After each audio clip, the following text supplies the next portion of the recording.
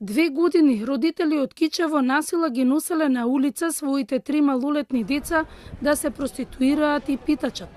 Според извештајот на институциите, децата биле психички и физички малтретирани, а освен во Кичево, децата морале да заработат пари и во други градови.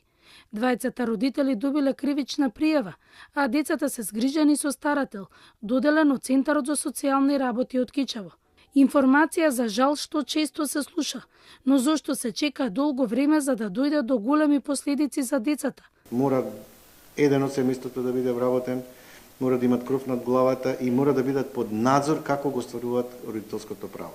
Доколку го остваруваат родителското право, ја користат социјалната помош, секако тоа треба да биде на некој начин условено и со доставување потврда дали децата одат во градинка или во училиште. Значи, сиромаштијата, неписменоста и злоупотреба на детскиот труд идат секогаш во еден круг, а тоа е ако децата на време ги вклучиме во градинка и во училиште, ако им обезбедиме можност на родителите вработување или до едукација за нивно вработување, тогаш тој трансгенерацијски начин на обезбедување средства преку питачење, преку собирање секундарни суровини и злоупотреба на детскиот труд и најлоши форми на злоупотреба на детскиот труд, како што самите нагласивте, детска проституција, ќе се искорени. Во последниот месец многу често во полициските извештаи се пишува за претепани деца од страна на родители.